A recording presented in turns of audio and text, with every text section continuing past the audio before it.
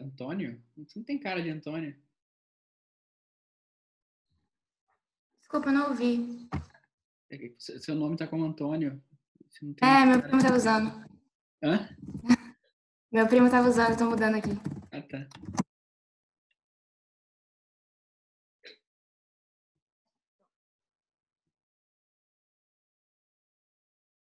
Como que é seu nome? Thaís? Aí, a primeira vez? Primeiro que você assiste?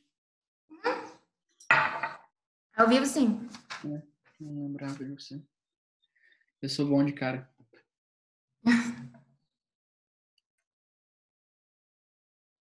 O ruim é que a gente acaba perdendo aqui bem uns 10 minutos até todo mundo entrar. E daí, como o uso não tem limite de 40 minutos por aula,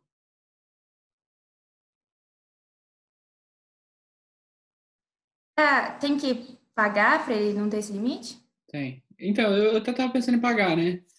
Acho que não é tanto. Só que Uhum. daí, tava falando com um coordenador, e daí ele disse para eu usar o Meet mesmo. Mas daí o Meet tem, eles compraram, né? O Meet, o Unespar. Uhum. E daí falta me cadastrar. Daí tem essa. Sim. Só que eu prefiro o Zoom, né? Eu acho o Zoom melhor que o Meet. Eu acho que eu não usei o Meet ainda. Ele é meio ruinzinho. Quer dizer, fim das contas, A plataforma? fim das contas é bem parecido. Mas eu não me vejo, sabe? No Meet. Eu acho isso um pouco ruim. Não que eu seja nenhum narcisista. Mas. Entendi. Achei que tava falando que você não se via, não literalmente, mas tipo, não me vejo usando o Meet. Ah, não, não, não literalmente. Não me vejo. Mas em aula ao vivo também não. Eu me vejo. Como assim? Aqui tem uma tela que eu Aula. tô te vendo, eu tô me vendo, tô vendo Uhum. todo mundo. Eu tô como se fosse um de vocês. Não, eu tô falando na aula presencial. Ah, tá. Não, na presencial não. Mas na presencial eu falo com vocês, no computador, né? É.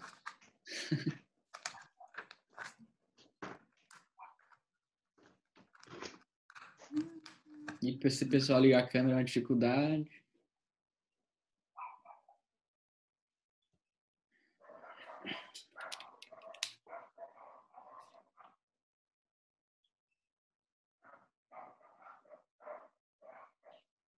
Bom dia, Etienne. Bom dia, professor. Tá boa? Top. Top. É assim que você tá se sentindo? Com sono. Eu também tô. Esse horário é fogo. Verdade.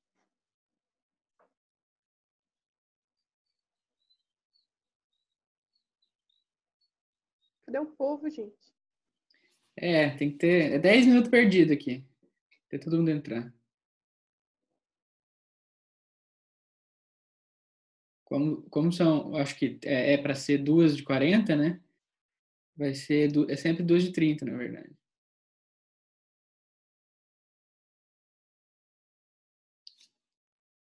Bom dia, Mariana Rossi. Bom dia, professor. Adorei seu trabalho. Obrigada.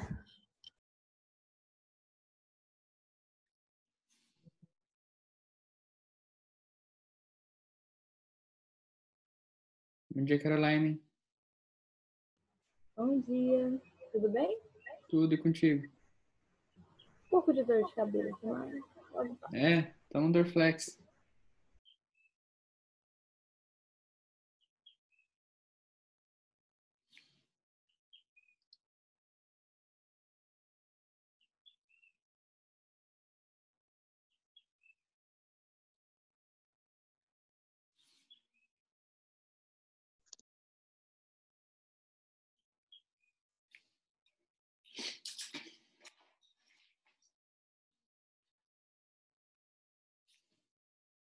Bom dia, Pamela. Bom dia, professor, tudo Quem que bom? era tua amiguinha de conversa mesmo? Esqueci? Eu acho que era a Anne. A Anne, verdade. Quero ver as piadas de hoje. Vocês compartilhem dessa vez, tá? Não é piada, a gente fala da aula. É. Só que não vai ficar interrompendo o professor sempre. Não faz sentido, né? Senão a aula não vai, não rende. É verdade. A gente já não chega a perder esses 10 minutos aqui. Tem todo mundo entrar. Sim, essa aula gravada tem que focar mais na sua explicação, no caso. Tá. Mas vocês podem falar assim, tá? Bom dia, Arthur.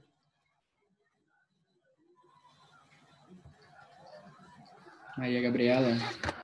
Maria Gabriela, você já assistiu a aula ao vivo antes? Não, primeira vez? Não escreve não gosto de ficar lendo. Fala.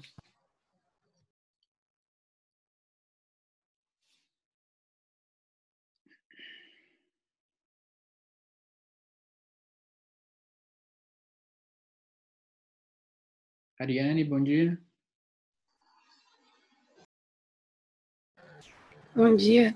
Diana, bom dia.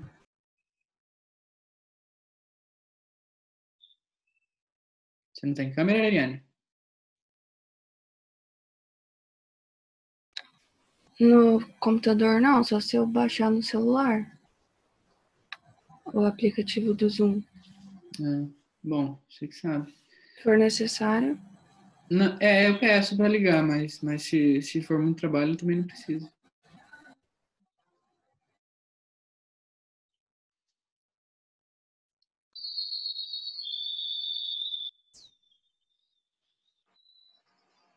Bom dia, Rosinês.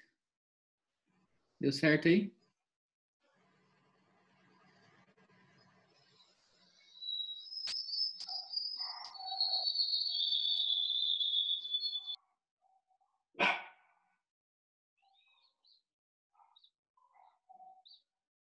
Aqui em casa é um canil.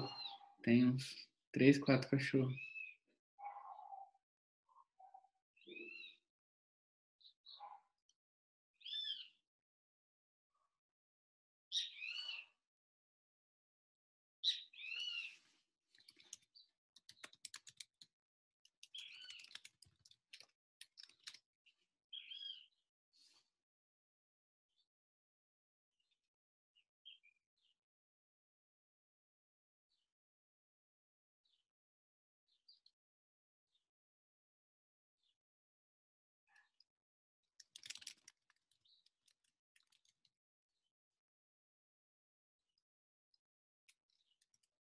Pessoal, vê se alguém orienta a Rosinês ali com o som.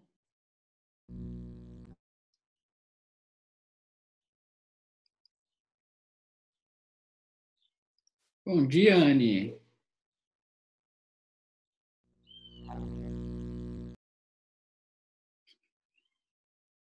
Bom dia, Patrícia. Bom dia, professor. Tá boa a música aí, Anne? Tá até dançando. Tá bem preocupada, né?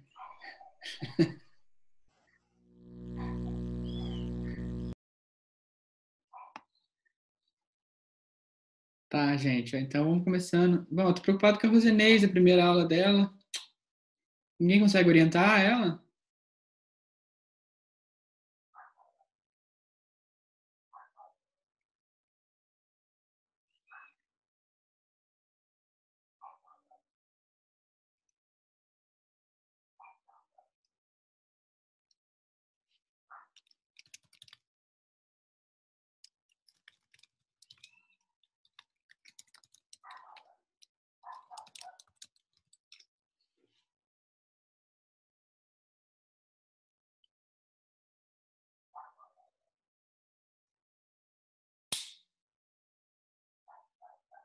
Bom dia, Enzo. Bom dia, professor.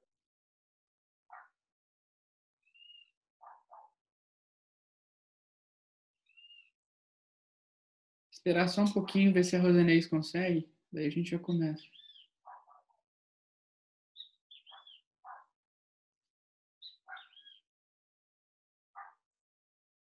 Diana, não é a sua primeira aula, né? Online, ao vivo, quer dizer.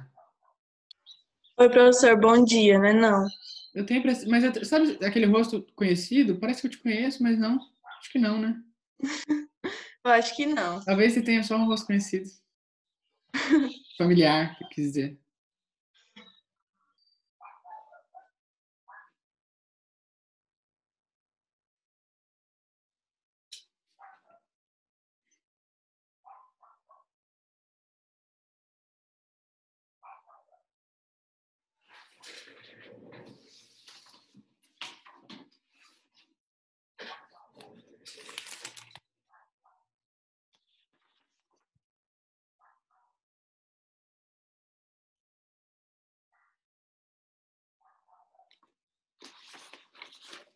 Tá, gente, eu vou começando. A Rosinês, depois qualquer coisa vê online.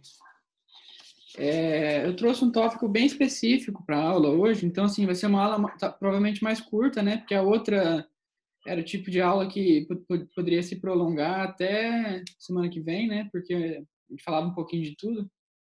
Nessa, assim, a gente vai falar especificamente sobre um assunto, as implicações, né, desse assunto e a crítica a esse assunto, né? Como ele é tratado, que é basicamente a curva de possibilidade de produção, sabe? Eu acho que vocês capazes já terem até visto, né? Sabe? Alguém sabe me dizer se já viu ou não? Pode ser chamada de curva de possibilidade de produção ou fronteira de possibilidade de produção. Vocês já assistiram essa aula? Sim ou não?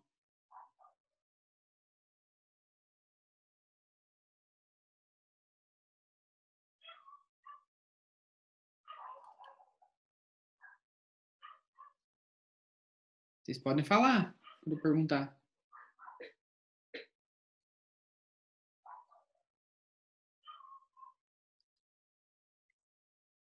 Anne.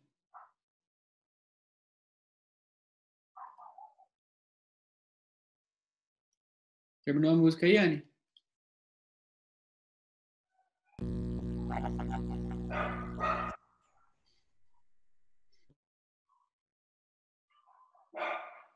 Murilo, bem-vindo. Primeira vez, né?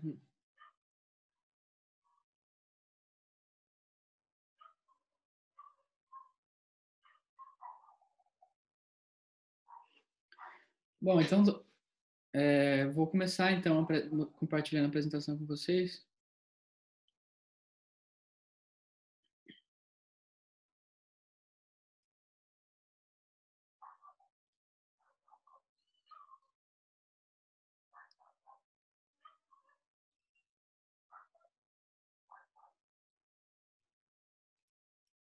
Mas o que eu fiz aqui?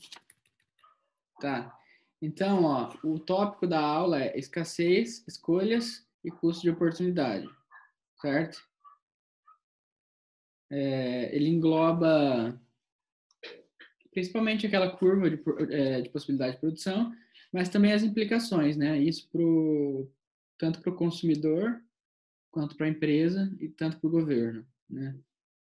Então, os objetivos dessa aula seriam definir, né, o conceito, que esses conceitos estejam bem claros para vocês, porque para um curso de direito, eu acredito que mais importante do que entender o cálculo é você saber definir bem e, eventualmente, conseguir responder questões ou aplicar no dia a dia essas ideias, que seria de escassez, né, custo de oportunidade, eficiência e análise de custo-benefício.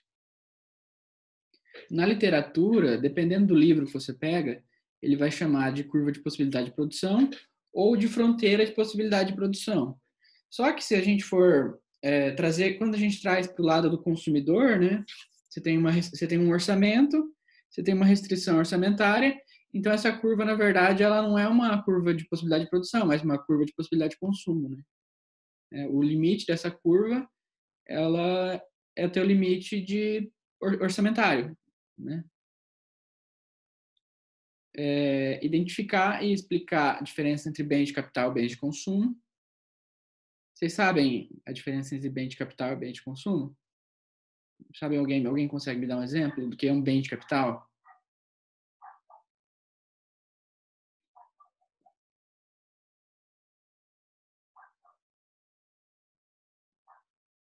Gente, alguém fala comigo.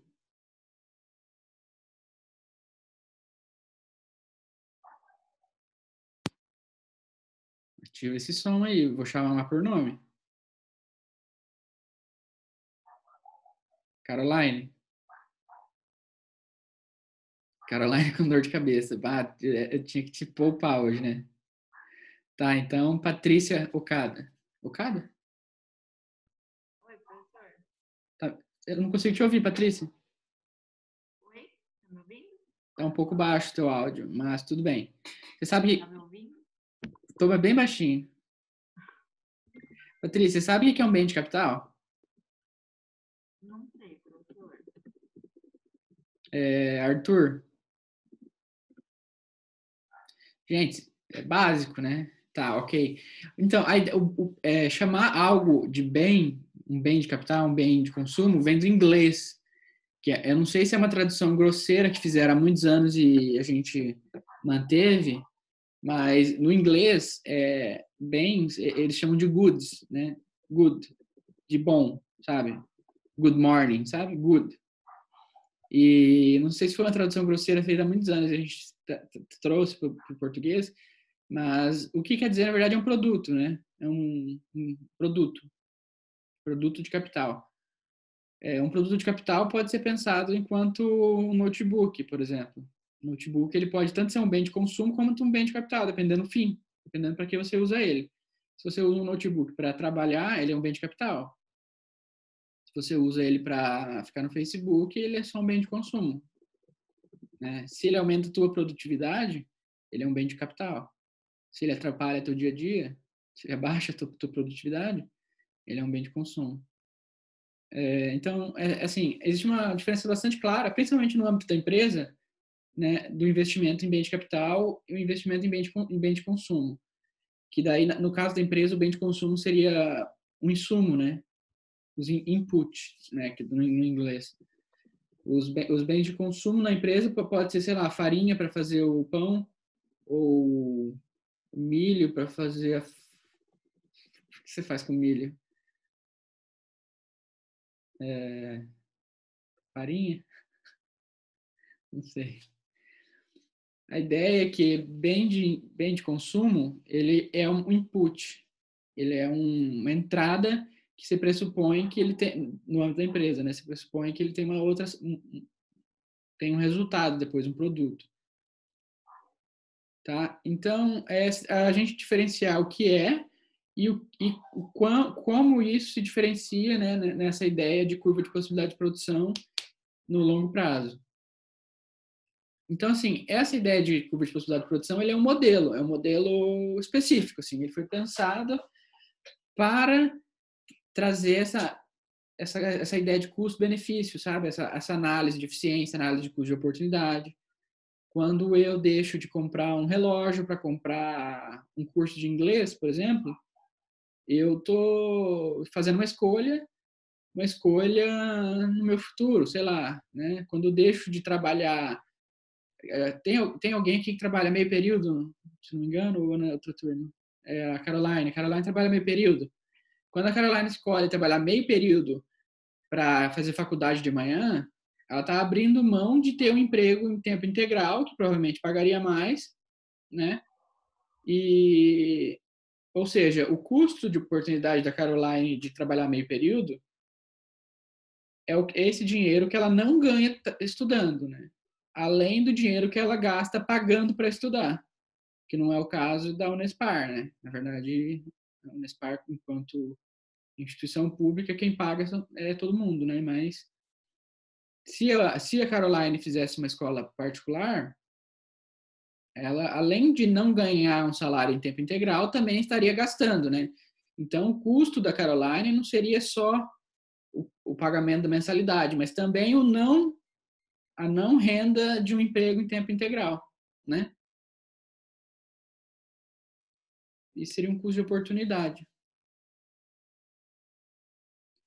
Aí, isso é assim, baseado naquela teoria neoclássica e tal, o problema da escassez, que os recursos são limitados, né? O orçamento dos indivíduos são limitados. A Caroline, você é estagiária ou trabalha, ou é trabalho de verdade? Não, estagiário não trabalha de verdade. É estágio? Então, um estagiário deve ganhar lá no máximo R$ 1.200, se for na promotoria, né? Então, os recursos da Caroline são limitados a R$ 1.000 por mês, por exemplo. Mas os desejos dela vão muito além, né, Caroline? Não tanto. Então, isso é um pressuposto dessa teoria. É um pressuposto de que os desejos do ser humano são ilimitados, só que os recursos não. Uma empresa teria vontade de produzir muito mais do que ela tem capacidade, se ela tivesse os recursos necessários. As pessoas, então, assim, questões, né? As pessoas sempre querem mais.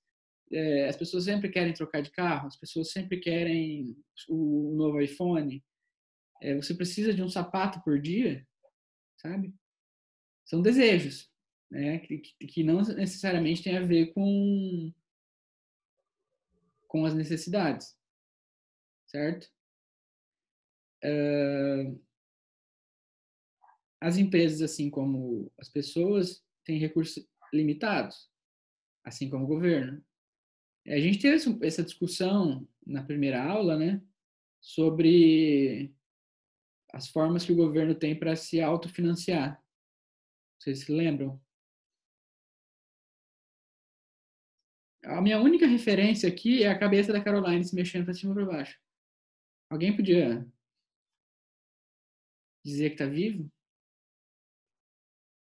Maria Gabriela, você como primeira aula tem a obrigação de participar mais. Maria Gabriela, fala comigo. Liga o som, Maria Gabriela. Você não tem som? Ai, Deus, pai. Um microfone, Maria Gabriela, por Cristo.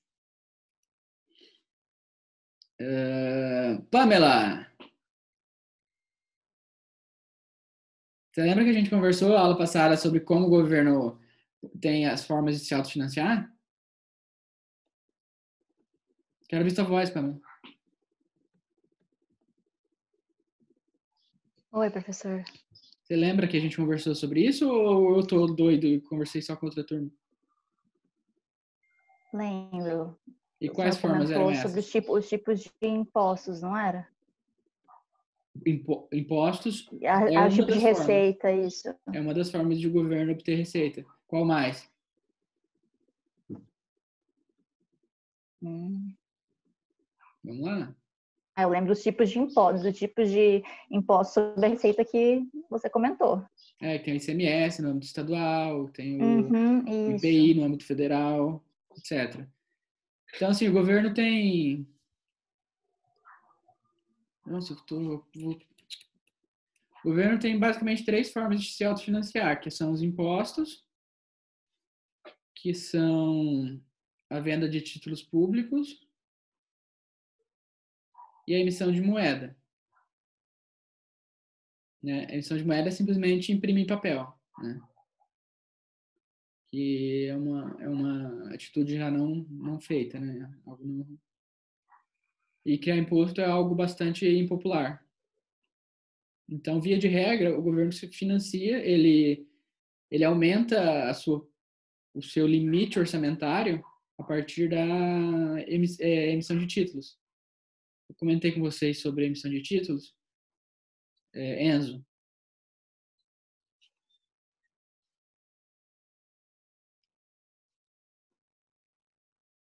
Enzo. Professor, Sabe o que é emissão de título? não me lembro, não. Meu Deus, não tô te ouvindo, Enzo. Eu não me lembro, professor. Eu não sei se eu comentei bem com vocês, mas a ideia de emissão de títulos é assim. O governo precisa de dinheiro, ele emite uma nota, um título, dizendo: eu, governo tal, me comprometo a pagar para você tal, tantos reais daqui tantos meses sob uma taxa de juros tal. Que taxa de juros é essa? Taxa Selic, que é a taxa básica de juros. Então, a ideia é que quanto maior a taxa Selic, maior o interesse do setor privado de comprar títulos públicos, né? Então, mais fácil é para o governo arrecadar dinheiro de outras formas que não imposto ou emissão de moeda. Então, com a taxa Selic baixa, é um problema para o governo também conseguir se financiar assim. No entanto, se os contratos são fixados... Tem alguém aqui que tem algum financiamento?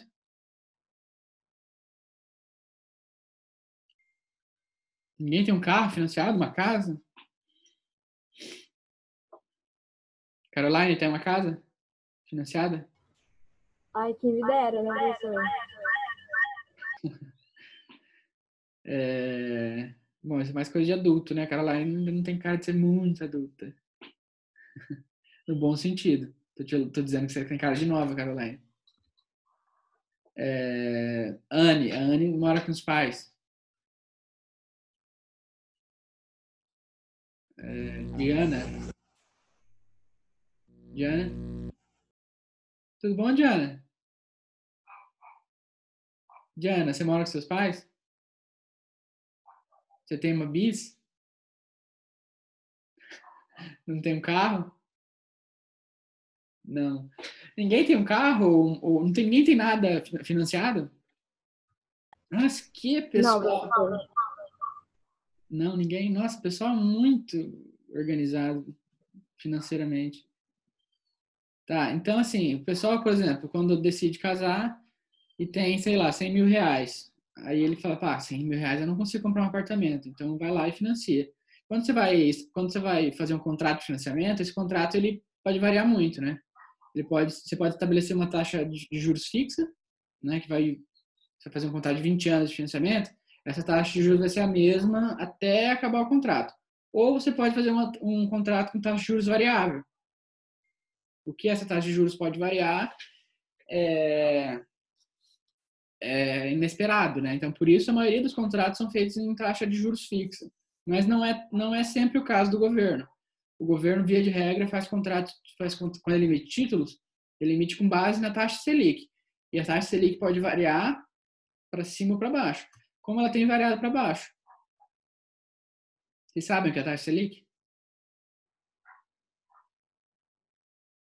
Mariana Rossi? Alguém tem que saber, gente. A taxa de juros Selic, ela é aquela que a gente ouve no jornal. Quem assiste jornal passa praticamente todo dia. Ela é a taxa básica de juros de uma economia. Ela serve como parâmetro para todas as outras taxas de juros que você vê por aí. Por exemplo, eu vou pegar um empréstimo pessoal no banco, eu vou pagar 2, 3% ao mês. Se a taxa de juros Selic subiu, tá, um processo de alta, isso quer dizer que, por exemplo, para o banco pegar emprestado dinheiro do governo ficou mais caro. Então, se para o banco emprestar, ele vai emprestar mais caro. Né? Então, assim, eu, indivíduo, posso emprestar dinheiro para o governo, mas eu, indivíduo, não posso pegar emprestado do governo. Né? Quem pode emprestar o governo ou pegar emprestado do governo são pessoas jurídicas, via de regra, como os bancos. Mas esse é um outro assunto. Só trouxe isso para a gente ter uma noção de que, apesar de parecer, os recursos do governo também são limitados, assim como o meu, assim como o da Caroline, assim como o das empresas. Né? Então, a gente, enquanto consumidor, a gente, enquanto empresário, a gente, enquanto governo, temos que fazer escolhas. A gente tem que escolher entre comprar, pagar o aluguel do prédio ou fazer um estoque maior de insumo para produzir determinada coisa que a gente produz. Então, nessa abordagem tradicional, a base é pensar a escolha dos indivíduos enquanto uma ideia de custo-benefício. Né? Por exemplo, quando a gente escolhe comprar um celular novo, ao invés de gastar esse dinheiro em lanche. Né? Não tem McDonald's em Paranavaí, né? Mas é um costume aí que facilmente se desenvolve a comer McDonald's com frequência. Porque é mais ou menos barato e mais ou menos gostoso. Então, se você tem, sei lá, R$1.000 sobrando no teu orçamento, você vai sair 3 vezes por semana, todo mês, para jantar fora. Ou, sei lá, você vai comprar um celular novo, vender teu celular, comprar um celular novo. Né? São escolhas que podem alterar o teu comportamento. Por exemplo, quem aqui está assistindo e não tem uma webcam ou não tem um microfone, né? Quem está sem microfone mesmo? É a Maria Gabriela, é. É que não consigo ver todo mundo aqui, eu tenho que mudar a telinha. Maria Gabriela, ao invés de investir no microfone, ficou comendo lanche no final de semana. Então, foi uma escolha que ela fez, né? Ela tem uma restrição orçamentária e dentro dessa restrição orçamentária dela, ela optou por comer lanche e não comprar um microfone para falar com o professor. Porque no mundo, na perspectiva dela, valeu a pena. Né? É a escolha que ela fez. Então, assim, eu trouxe um exemplo das universidades dos Estados Unidos. Nos Estados Unidos, toda escola é paga. Isso eu não sabia. Eu descobri fazendo essa aula. Até as universidades... A gente tem 10 minutos só, gente. Eu vou tentar só dar esse exemplo e daí a gente já cancela e começa a outra aula, tá? Desculpa, a partir da semana que vem provavelmente vai ser o Meet já, tá? Que eu já vou estar cadastrado no negócio lá. Tá bom? Então, assim, eu descobri que até as universidades comunitárias públicas lá nos Estados Unidos são pagas. São mais baratas, mas são pagas. Aí eu peguei esse estudo, que é um número médio, né? Em média, uma universidade pública nos Estados Unidos custa $76 mil. Isso pelos 4 anos, né? O curso inteiro. Seria equivalente aí nosso câmbio super desvalorizado, de 5,44 que eu peguei ontem, ficaria equivalente a $400 mil para pagar uma universidade pública, que é a ruim nos Estados Unidos, né? Aqui a universidade pública é boa. E lá a universidade privada é a boa. Que então, em reais, ficaria cerca, em média, né? A gente não está falando do MIT nem de Harvard. Né? Ficaria em média $710 mil para você fazer uma faculdade pública lá, particular lá. É dinheiro a beça, né? E quando você para pensar que a pessoa, além de despender esse dinheiro, ela ainda tem que despender o tempo dela, né? O tempo dela estudando, não trabalhando, o custo de oportunidade dela, ela é muito mais elevado do que apenas esses $700 mil. Mas também todo o dinheiro que ela deixou de ganhar. Como no caso, eu coloquei, sei lá, uma pessoa média aí ganha 2 salários mínimos, que dá mil e poucos reais. Em um ano, você tem $25 mil, em 4 anos, você tem $100 mil que você deixou de ganhar. Então, além dos $700 mil que você paga para... Tá ouvindo, Maria Gabriela? Além dos $710 mil que você paga, você ainda deixa de ganhar pelo menos $100 mil, né? Isso colocando no aspecto baixo. Então, por que alguém escolheria fazer faculdade? Né? Aí eu trouxe esse dado aqui que eu peguei do IBGE, 2019. Isso aqui também é um rendimento médio, né? Então, pode variar para mais ou para menos. Pessoas com ensino superior no Brasil ganham, em média, $5 mil, enquanto pessoas sem ensino superior ganham de 2 mil para baixo. Então, isso já seria incentivo suficiente, né?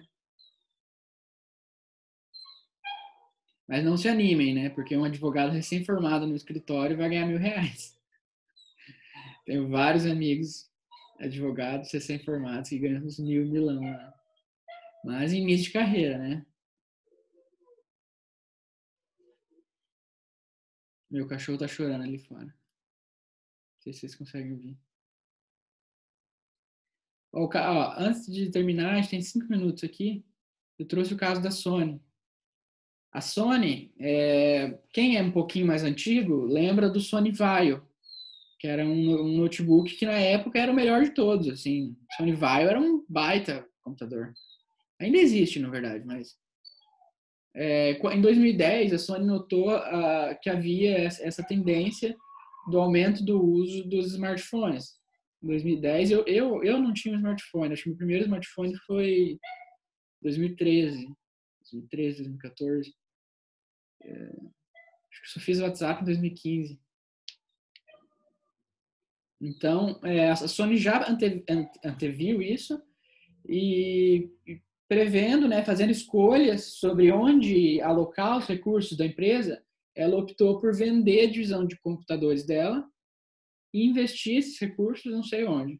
Assim como a IBM, por exemplo. A IBM era conhecida por ter os computadores mais confiáveis do mundo, assim. Tem aquele ThinkPad, que hoje é da Lenovo, né? Se você for nas universidades, pelo menos nas federais, assim, é cheio daqueles ThinkPad velho, que é uns bugalhão, assim. O computador tem mais de 10 anos e funciona perfeitamente, assim. É uma carcaça que você pode jogar ele de um prédio de 2 andares que ele cai e vai riscar só. Então, ele era uma linha de computador da IBM, que era bem famoso, assim, principalmente no meio empresarial, né? As empresas sempre têm esse ThinkPad, sempre. É bem normal. Porque ele é muito confiável, né?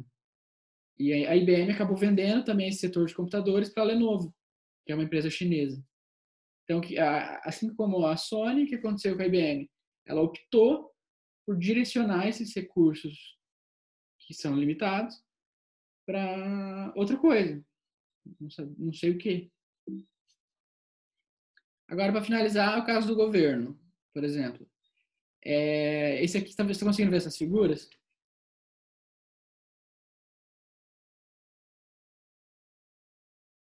Mexa na cabeça com mais vontade.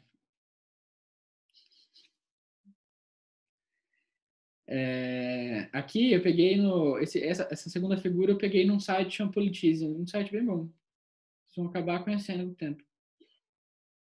Onde ele pega o orçamento do Brasil, o orçamento autorizado, e divide, e rateia, né? Mostra. Na verdade, isso aí é público, né? Na LOA. Sabem o que é a LOA? Ninguém sabe o que é LOA? LOA é a Lei Orçamentária Anual. Tanto o Estado quanto a União são obrigados a fazer todo ano uma LOA. É um documento que normalmente a Secretaria da Fazenda ou o Ministério da Economia agora faz, e ele manda para o parlamento, né, para a Câmara Estadual, para a Câmara Federal, para ser aprovada, né, dizendo onde o dinheiro vai ser gasto no ano seguinte. Né? Vocês vão precisar muito saber o que é a LOA. Então anota. Lei Orçamentária Anual. Eu tenho uma amiga que é diretora, que trabalha na diretoria de orçamento ali na Fazenda do Estado, que ela é diretora de planejamento e perspectivas, trabalha diretamente com a LOA. É um serviço bem desgastante, assim, mas bem interessante também. Por exemplo, aí no gráfico 2 aqui, no gráfico 1, na verdade, esse primeiro aqui que eu peguei na Wikipedia, são os gastos com defesa, setor de defesa por país. Os Estados Unidos gasta por ano cerca de 600 bilhões de dólares com defesa. 600 bilhões de dólares. É muito dólar, né? O Brasil aqui está como 22 bilhões, mas é que o dólar, o nosso real, não estava tão desvalorizado, né? Hoje, se a gente for transformar esses 60 bilhão nosso aqui, que está aqui nessa figura dos gastos do governo federal, vai dar 12 bilhão de dólar. Né? Aí, no caso, tem que dividir por 5,4. Né? Estão me ouvindo bem? Tá muito interessante essa aula. Cadê a Pamela? A Pamela não tá rindo. O que tem de errado hoje? Tá, então, gente, vou finalizar, tá? E vou mandar o link de novo, pode ser? A gente tem menos de 1 minuto. E vou salvar meu cachorrinho lá fora que tá chorando.